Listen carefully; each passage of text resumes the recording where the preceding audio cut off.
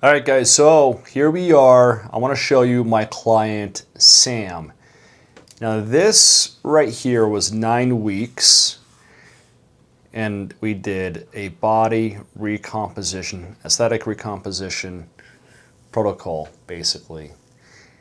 And I'm going to lay out the details of what we did. Now, full transparency, Sam is a personal trainer, very successful personal trainer, but he was deconditioned right here. So he, like many of us, got super busy and just really wasn't lifting. All right, so when he hired me, he came back essentially from what we call a layoff.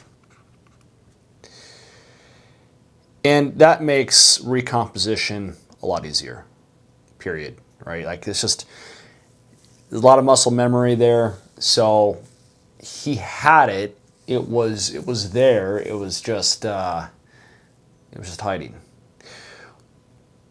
That said, everything is still based on the individual.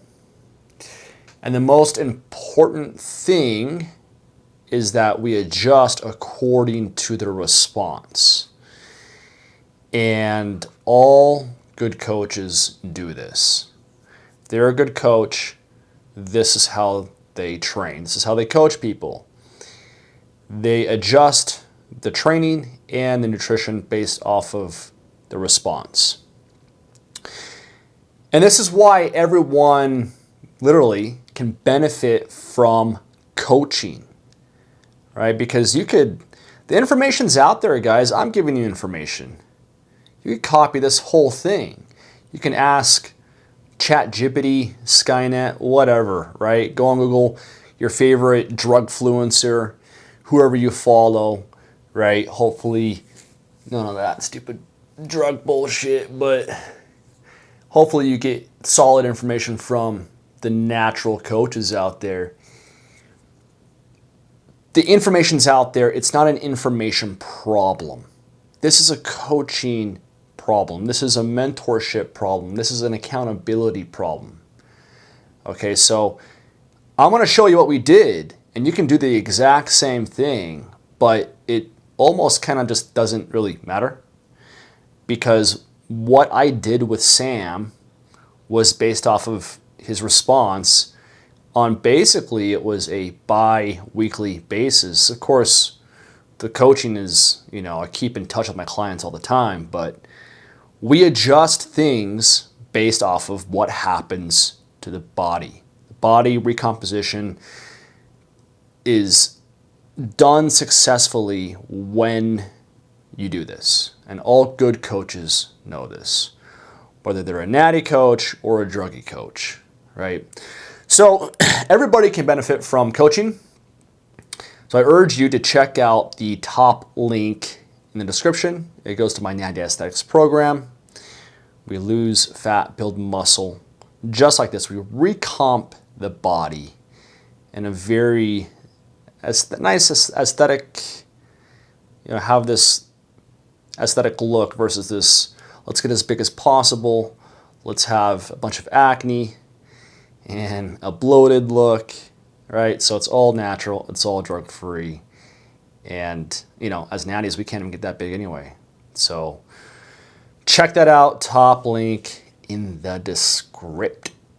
So let's go to Sam's timeline. Now, he used a bod pod, and it's very similar to hydrostatic weighing in water.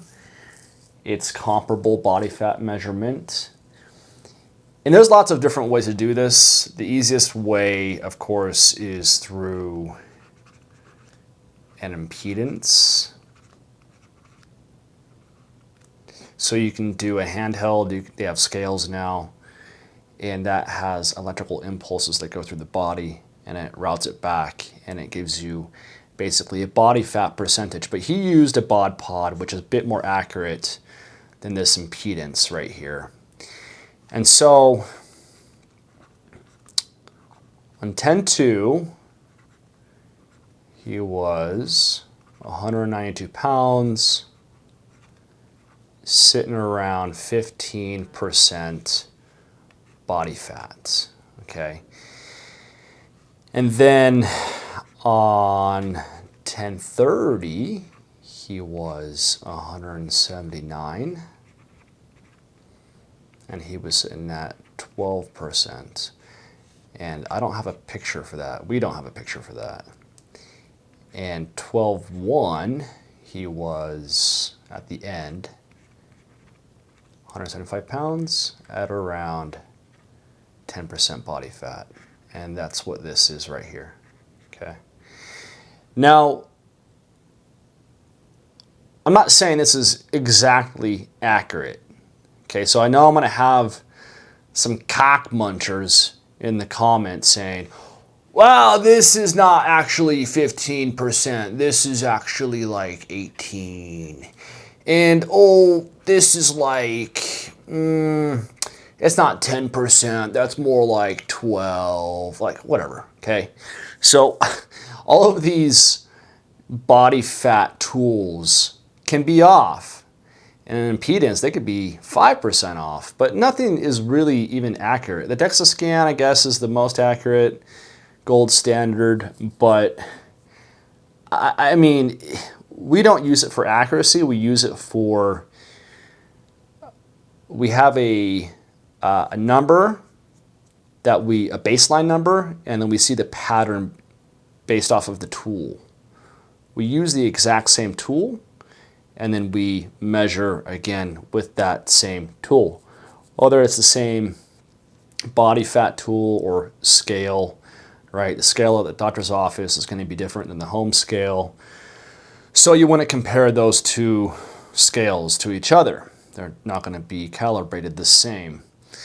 Much like if you're making PRs and maybe, you know, a Cybex shoulder press is going to be much different than a Nautilus shoulder press. That's not going to be comparable in load for various reasons. So this is just the pattern, and these are the results that he got in 9 weeks.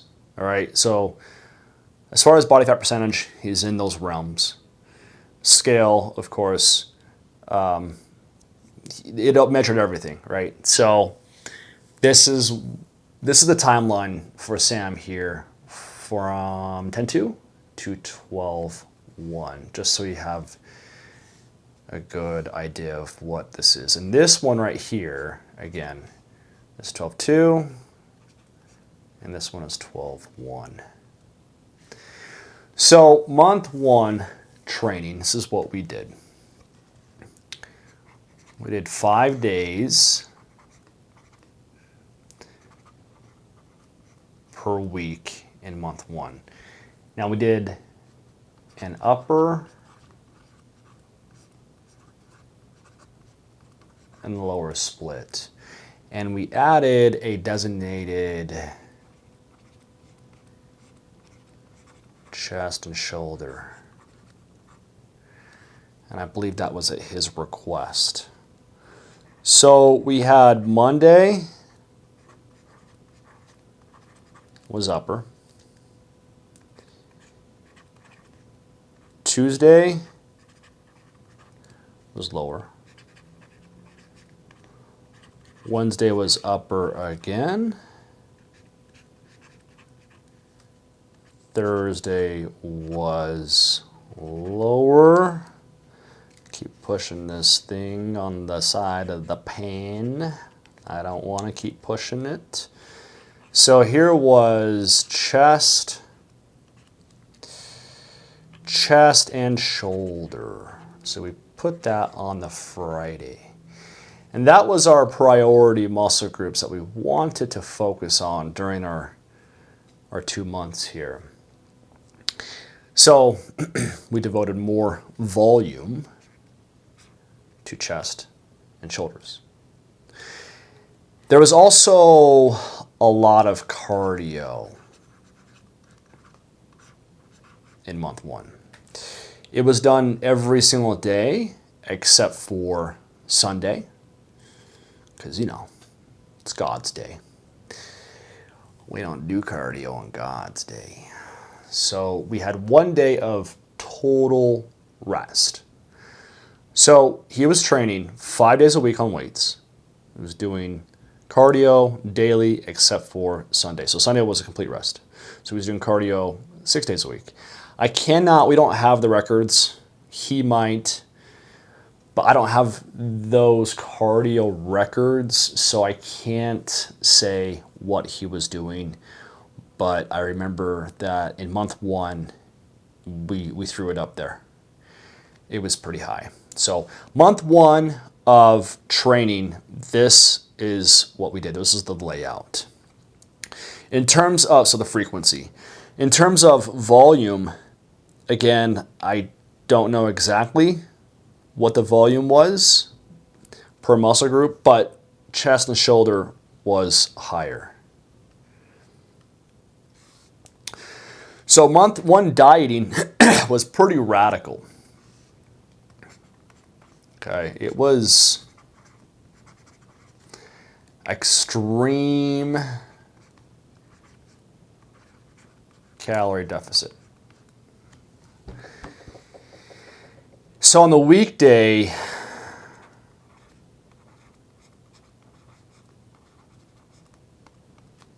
we were sitting at 1,900 calories per day. And I know some of you experts, we got a lot of experts out there. Most of y'all don't even do this for a living, but y'all got something to say all the time, right? 1 week you're war experts. The next week you're, ship experts. The week after that you're vaccine experts. It's just every week you're just a new expert on something different. So, but you're always experts on fitness. That's just how that is, guys. I recommend stay in your lane if you don't really know what the fuck you're talking about, but that's just me.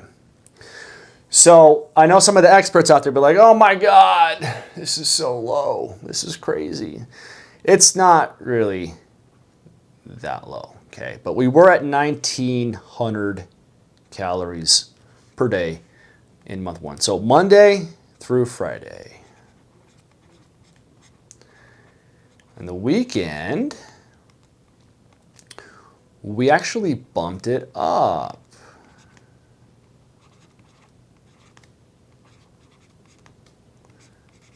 $2,300 calories per day. Now, that served kind of as a refeed, but not really, because his maintenance was anywhere from 28 to 300 calories per day. So that wasn't a true refeed. I look at refeeds as a surplus of calories, but it was a deficit refeed, if you will. So I wanted to throw him out of that extreme, because remember, guys, he was working out 5 days a week. His cardio was high. His maintenance is 2,800 to 3,000 per day, and he had those numbers. He knew that. So he was in a pretty extreme deficit for month 1. It was pretty low. And that's, you put all this together and, people lose their fucking minds like, oh, he's going to lose muscle by doing this. But clearly he did not. And you have to remember that when you do extreme tactics in a short time period, when it's very transient, it's almost, unless you really fuck things up, it's okay, guys. Right now, yes, this was extreme. I know that, but hey, I'm a bit of an extremist in a lot of ways, so this is what we did, okay? Now, with his macros, it was flexible dieting. All right, now, this doesn't mean that he ate like shit A lot of people think that like macro dieting, flexible dieting, if it fits your macros, they think, oh, well, I have 300 grams of carbs, so I can just blow it on a bunch of crap. That's not how that works. It was never really intended to work like that. It's more of, you know, let's not be so rigid in, you know, chicken and broccoli every 2 hours. Let's have some freedom here. And if you want to throw in some stuff that you like that might, you know, be a little treat and it fits within your macros, it's okay, right? But he didn't eat like shit, to be honest with you. I don't know why I'm going up. I'm going this way, motherfucker. He ate a lot of veggies, actually. And, you know, I told him, I'm like, you know, here's your, because we were lower on calories and our expenditure was high. Because again, guys, remember, you know, in order to lose mass, you have to expend more than what you put in, right? So we have this expenditure, it's up here, and then we have intake, it's down here, and we have this negative energy balance. This negative energy balance. So we are expending this many calories, and we are ingesting this many calories. So we have this negative energy balance that it has to draw from the body. And it'll take muscle if you don't do things right, but we want it to take from fat mass, not muscle mass. But it can take from both if you don't do shit right. Look no further than the Ozempic. And if you diet wrong, then you're in a bad situation again. So we need this expenditure to be higher than the intake. So we create this deficit. And we have this negative energy balance, and it has to draw from the body. And if you do things right, you draw from fat mass, right? So we are for sure in an extreme deficit, which makes it more, the potential to lose muscle is greater. So we had to be careful. And we didn't want him starving because, again, his volume of work and his cardio was high. So this expenditure, this energy out equation was pretty high relative to the energy intake. Okay. So he ate a lot of veggies to help curb the hunger. And I told him, I said, you have to eat. Here's your allotment of carbs, which I cannot remember what the macros were. But it wasn't a ton. And I said, look, you know, I highly advise you go after vegetables. Because here's your allotment, right? We only have a certain amount. I don't know, let's say it was 250. But it probably wouldn't be 250. I don't even know why I'm putting 250. It'd probably be like 125 or some shit like that, right? Because I always keep protein very high, so we preserve muscle. I like to keep fats high, so we don't wreck the hormonal system. So that's another video. I want to talk about that. So the druggy diet is a lot different than the natty diet. But with 1,900 calories, for sure it wasn't that, our carbs were probably sitting around 125. So it's not a lot. It's not a lot. So we have to make sure that he's not starving, and we need his fiber intake high as well. So we have to be very careful in the sources that we use in that 125 allotment. That's probably where he was. He might have been 150, but I guarantee he wasn't any higher than that at 1,900 calories. So he had a lot of veggies. Now, on the weekend, we pushed carbs higher to make up the extra 400 calories. So he had some more room to add in some of the things that he liked, right? So bread, pancakes, waffles. But again, it was all accounted for. He didn't blow it. For sure he didn't blow it because he only had 400 more calories, right? So that's another 100 grams. So on the weekend, if it was 125, we pushed him up 100. It's really, I mean, that's still not too high, especially with the volume of work that he was doing. But it got him out of that deficit, that extreme deficit. All right. So this is month 1 of our diet here. Again, I don't know the exact macros, but I'm sure it was somewhere in the ballpark of 200 grams, 125, of protein, 125 carbs, and 50, 60 fat, somewhere in there. So I couldn't find those macros. So I don't have those exact macros, but I have our calories here. So this is month 1, very extreme. And I know that, but hey, sometimes if you want extreme results, you got to do extreme things. And you got to stick to it. But we do it natty. We don't do the extreme drug bullshit, because that shit is fucking stupid. So month 2, training. After we assessed the response, right? Remember, we go off of the response.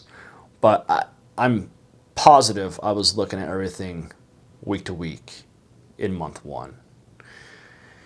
So month 2, we assessed it for month 1. We go to month 2. We adjusted. So we went from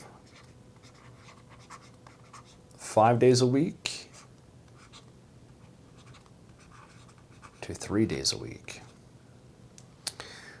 We had 2 days of upper body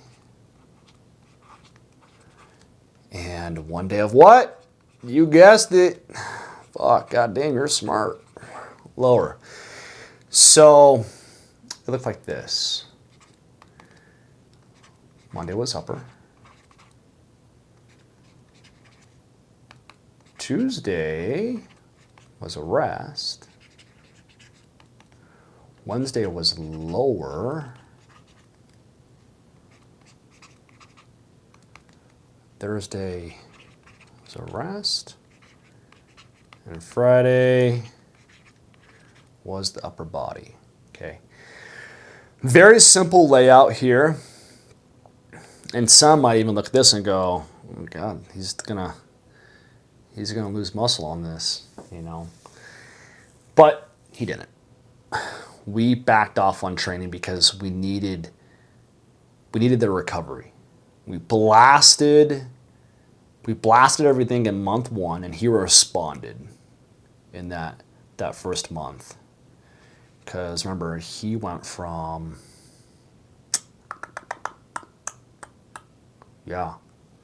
so in month 1, we went from 192 to 15% to 179, 12% body fat.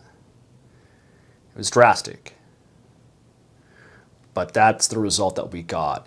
And it was quick. It's quick. That was a lot of weight to be lost, especially at this stage right here. That body fat percentage, that current body comp, that's a lot of weight loss. Okay. So I wanted to give him more recovery. I wanted to back off, not push, not punch the accelerator, as hard. So we went to 3 days per week, 2 days upper, 1 day lower. And cardio decreased a lot.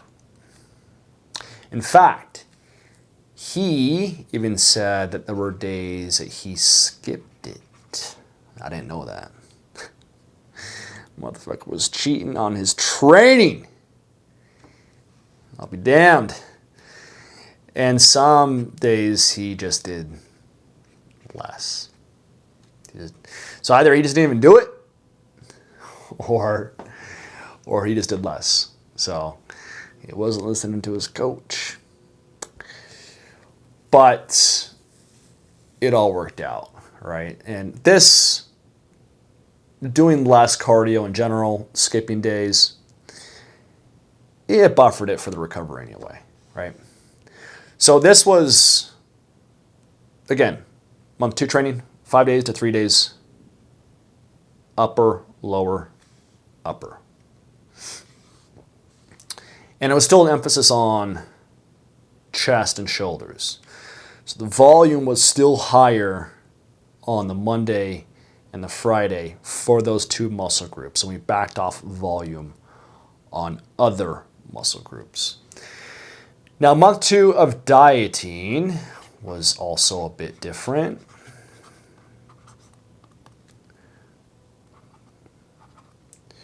So we had 2,000 calories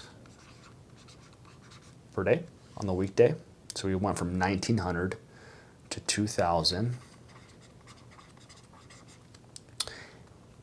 And then I decided I wanted to push them up to 3,500 calories per day. So this was for sure a refeed.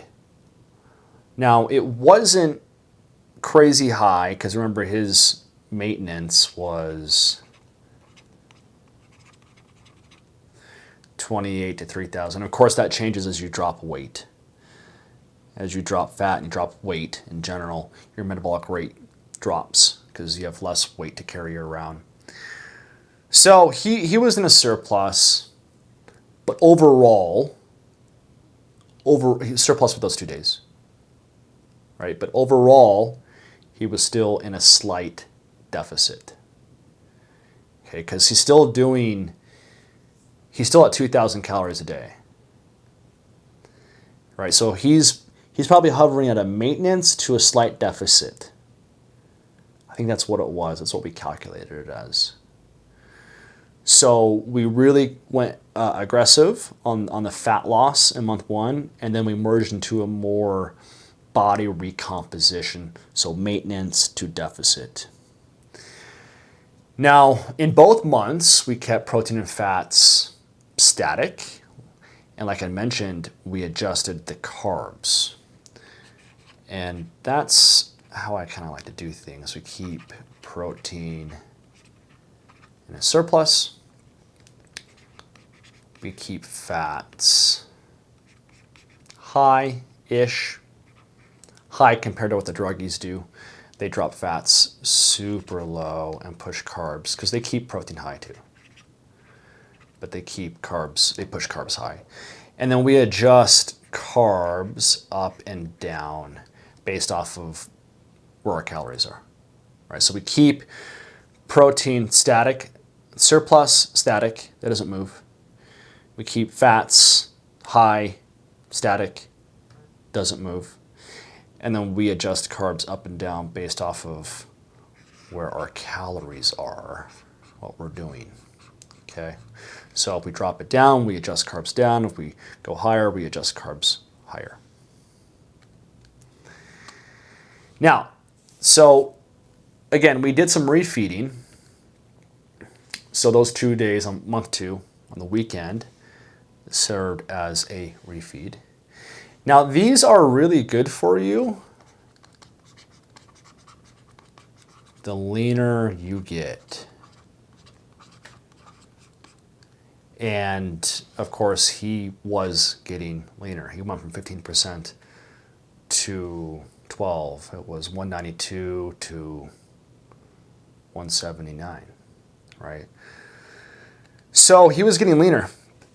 You could visually see that he was getting leaner and packing on muscle. So that's a big reason why I wanted to give him the refeeds on the weekends. But I told him, I'm like, listen, man, you gotta be tighter than a nun's cunt. Like, you cannot go over 3,500 on those 2 days because we don't want to move into a surplus of energy overall. We want to keep it at a maintenance and a deficit, okay? So refeeding was very important because he got leaner. Because the body, what'll happen is it will down-regulate the metabolism and it will increase hunger hormones. So if you do this strategically, it will temporarily raise hormones like leptin and thyroid, depending on how you do it, right? It will restore glycogen levels, and it basically helps reduce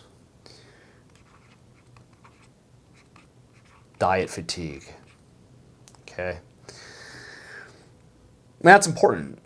And the whole thing will help you maintain performance and basically compliance to the diet while you're cutting. Because if you stay in this deficit, it can get brutal. It can get brutal. The problem is, and bodybuilders are very, very good at this. They do the refeed and they get right back on their diet. A lot of people can't. That's where this gets very tricky. I wasn't worried about Sam. I knew he would be fine. But this is where this can really get you. You do the refeed for a day or two, and there's different ways to apply the refeed. FYI, many different ways. We were just applying it like this on the weekend for the 2 days at 3,500. But a lot of people will do a refeed and then they do a refeed the next day, which is okay. Then the third day, all right, fourth, fifth. So they do like some kind of like perma refeed, right? That's what they get on. They get on the perma refeed, and then it becomes a seafood diet. You see food and you fucking eat it, bro. You eat it. Yeah, that's about what happens to your life too. Fucking things get in shambles, right? And now it's not working. Let's see. Okay, let's get this pen back.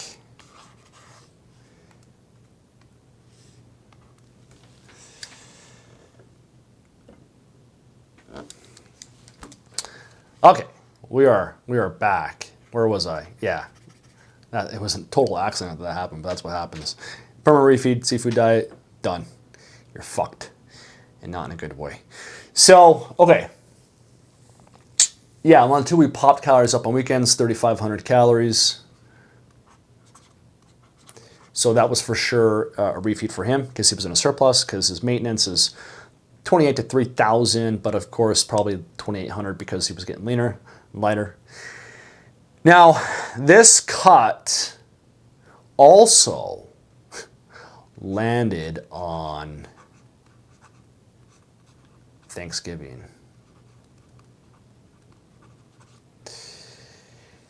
And I'd never expect my clients to diet during like Thanksgiving. That's just mean. That's like being a mean ass coach. Unless like you've got a show and like you're prepping and it's like, sorry, you ain't eating. You have to watch everybody else eat and weigh your shit out. But yeah, I don't expect my clients to suffer and not, eat on Thanksgiving, right? So he reported for 2 days straight, he says, he was over 5,000 calories. So for 2 days, he went over 5,000, 10,000 calories. And the thing is, So he was getting leaner, he was adding muscle, and his metabolism is high. It's very similar to mine. Guys, I can eat. I am a big, big eater. So I diet Monday through Friday. I stay in my deficit. And on the weekends, I crush food. I've been actually, which is so funny we're talking about this right now at 5,000 calories, because I've actually been tracking my refeeds on the weekends at 5,000 calories. And that's what I've been doing, 5,000 Saturday, 5,000 Sunday. And it's been working, me getting a little leaner like that. It's so easy to out eat your diet on the weekends. It's not hard. It's really not hard. This is why we have to really be tight on tracking, you guys. Okay, so when I wasn't tracking my refeeds, I'm not even joking. So like I can relate to Sam here because we are very similar when it comes to food. I'm not joking. I was probably hitting between 8,000 to 10,000 calories a day, like each Saturday and each Sunday. I know everyone's like, oh, there's no way. Some of us can eat. I mean, a lot of people can eat. That's why we have a lot of fat fucks out there, right? Like, this is why you guys got some issues with the body fat, because a lot of us love eating, and I get it. I totally understand. I'm one of those people. I've just been blessed with a high metabolism. Of course, I have added muscle, and I don't eat like this all the time, right? But the reason why I've calculated in my head to be around there is because now I'm calculating my refeeds at 5,000, and I am hungry as a motherfucker. I'm telling you, I go to Korean barbecue. I love Korean barbecue. Okay. If you guys haven't had Korean barbecue, then I don't know, something's fucking wrong with you. Because it's like the best thing in the world, right? Like, but it's very simple for me. It's like rice and sauces and beef. But when I wasn't tracking, I would consume, and I know because I know the ounces, I ask them, I would consume 48 ounces of beef. So 3 pounds. When I wasn't tracking. Now that I'm tracking, I only consume 32. And so 2 pounds. I leave hungry. But I'm getting super tight on my refeeds. 5,000. That's me being tight on my refeeds. But I leave like, I'm like, dude, I am still really hungry. And I have a couple rice, like, so like my calories are like 3,000 to 3,500 for that meal when I go there on the weekends, just that meal, and I leave hungry. So I believe now that I'm tracking all my calories on my weekends, I am at 5,000. So when I wasn't tracking, it was a free-for-all, I was for sure between 8 to 10. My body can handle it. Right? I have a high metabolism. I have the muscle. Now, my point to all this is I understand Sam. Right? He loves to eat. He's disciplined though, because he was able to do the diet for these month 1, month 2. But this dude can eat. I just remember seeing posts where he was going, like, he can eat. So I understand Sam, but his body can handle it. He has a high metabolism. He has the muscle. So he had this high refeed, and even with his 3,500 calorie surplus, and he was fine. He was completely fine. But this is also knowing your body. You know, this is really kind of knowing your body. And again, tracking. Data is so important, guys. Data. Data is king, whether it's your workouts or your food. You need data. It's very objective. And again, we have this data, and if I didn't have this data, I wouldn't be making this video. So that's a positive, right? But we have data, and this is how I do it whenever I coach people.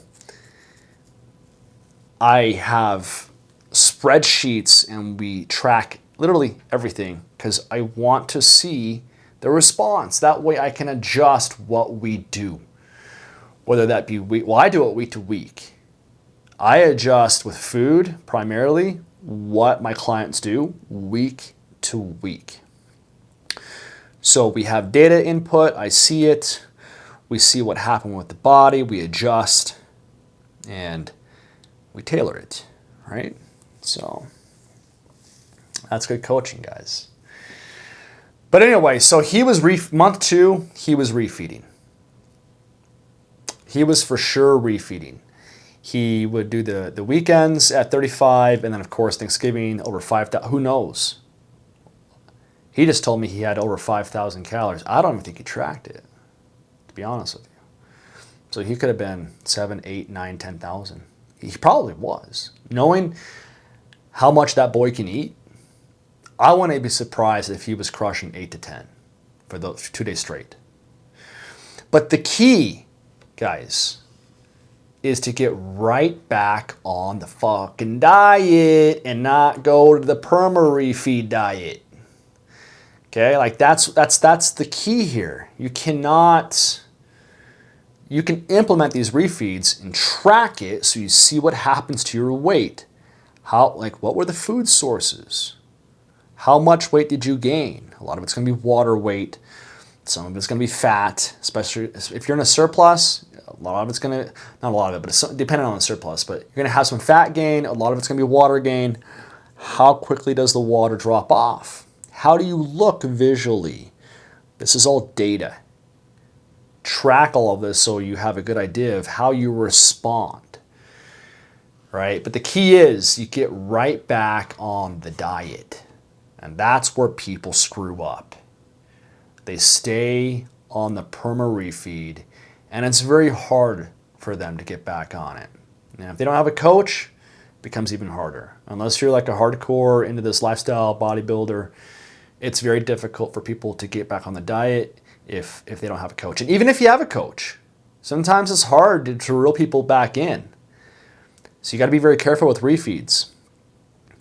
You got to be very careful. Some clients, I notice that I can't give them a cheat refeed, but a clean refeed. So it's like, hey, we're giving you a refeed, we're bumping you up, but we're just having more of the food that you're having.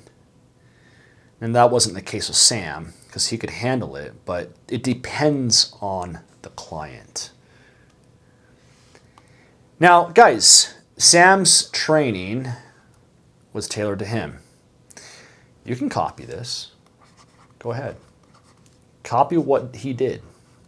I just showed you what he did. I just gave you an 8-week program, pretty much. I mean, we don't have specifics, but you can fill in the blanks. Ask Jippity, talk to the old Skynet there. Like, you can fill in the blanks. But here's the thing, guys. It's not for you. Period. It's not for you. This program is not for you. He saw fantastic results. We completely recomped his body aesthetically. We got leaner. We got bigger. We did both. That is what you want, guys. This is how you transform the body.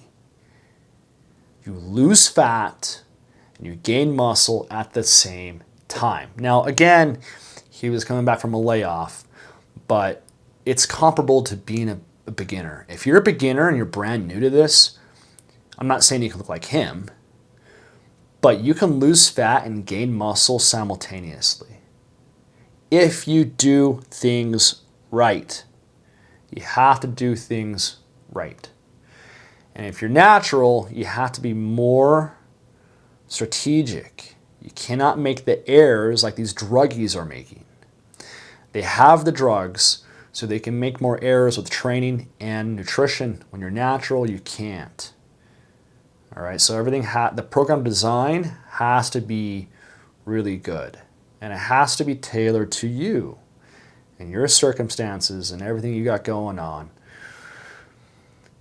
But to transform the body like this, where we lose fat and we gain muscle, we need to recomp. You have to recomp. This is how you do it. This is how you transform the body. You have to recomp, lose fat, and gain muscle. So again, you can copy what he did, what he did in those 9 weeks. I just gave you the layout, but it's not for you. You need a workout nutrition program tailored for you. Okay, and also, with this being said, you should not copy the druggies. Don't copy the druggies. Fuck them druggies, right? So their program's not for you either. This program isn't for you. Their program isn't for you, because they're doing shit completely out of whack. And you might see a little bit of gains, but it's not optimized. It's not tailored for you. And if you're natural, you gotta do things different. Guys, you gotta hear me on this. If you're natural, you cannot copy what these clowns are doing. And that is so prevalent on social media. Most of these people you see on the YouTubes, the Facebooks, the Instagrams, whatever the fuck, they are using shit. They are abusing shit. Don't listen to them. They are drug fluencers. It doesn't apply to you. It doesn't apply to you, and you shouldn't even look up to these druggies. They're literally drug addicts. Okay, guys, like that. This is what they are. They're drug addicts. Just call a spade a spade. So you can't copy what Sam did. You can't copy what the druggies do. It has to be tailored to you. But here are some takeaways from this, okay? Train hard, guys. You have to train hard. You cannot pussyfoot in the gym and do these fluff reps and these fluff sets. You have to train hard. You have to get stronger. All right? Again, the druggies, they don't need to get strong. They just need to just pick up some weight. Fuck, they can look at it and grow. Right? So they just need some kind of a load. They don't need progressive load. They need load, some kind of congestion in the muscle. And the drugs will do the rest of the work. We can't do that. We have to train hard, and we have to train for strength in bodybuilding repetition ranges, not powerlifting, okay? Then we have to apply the appropriate volume and the appropriate frequency. This is all relative to you. This is tailored to you. Your current body composition will tell us where you need to be with frequency. And your volume, we have to figure that out. This is not, we have a baseline, right? But it is not just, again, we assess. We put you at a certain volume, we assess what is happening. And we track it. We have data. We're objective. We have the data. We extract the data. We look at it. We look at the body. We assess. We adjust. So we have to figure out your volume. And based off your current body's composition and your strength, your muscularity and your strength, we figure out where you need to be with frequency. Okay? And as far as diet goes, don't eat like an asshole. That's it. Don't eat like an asshole. And for body recomposition, again, it is tailored, right? We have to have you a certain number of calories, a certain macros. But again, this is all coaching, guys. This is all coaching. You can find all this information. We have the information. It's out there, right? You have your favorite influencer that you watch. You have Skynet that you talk to. You know, he's your friend, your therapist, your trainer, your everything, right? You can get the information. The information is not hard to acquire, guys. But that's not what you need. You need coaching. You need mentorship. You need guidance. You need direction. You need accountability. You need people looking over your fucking shoulder and say, hey, put in your numbers for Monday to Sunday so I can see what you've done. So we make sure you're not eating like an asshole. You need someone to be on your ass. You need someone to adjust your training based off of so many factors, but it's all going to be tailored. It has to be tailored because we can adjust training week to week, month to month, right? So with that said, top link in the description. Check out my school community. Watch those videos. I have a few of them. Watch them. And let's go. Get in the program. You know, you need mentorship. Someone who's going to help you transform your body naturally, drug-free. All right? So, and you want someone who aligns with your principles, your values, and ideology, because listen, guys, if you're listening to this, you're watching this, and you agree with the natural way of life, natty training, and it's fucking cringe when you see these clowns, these drug addicts online posting their videos and their selfies, and they're abusing TRT, and they're abusing steroids, they're abusing peptides. If you hate that shit, like me, and it's cringe, maybe you even talk shit, maybe even like make comments to those guys, and you call them out, which they should be called out. It's drug abuse. Then let's go, guys. Like, get into my school community. Like, I want you. You are my people. You're my tribe. And I want to help you. So if you just start now, or if you're still, you know, if you've been in the gym and you're not seeing the gains, but you're still natty, you want to adhere to that, let's do it. Check out my community. Top link in the description, and you can decide. Love to help you. So check it out, guys. Hopefully this helped. Hopefully you got some takeaways from this. So yeah, stay natural, guys. Don't do them drugs, because them drugs are fucking stupid.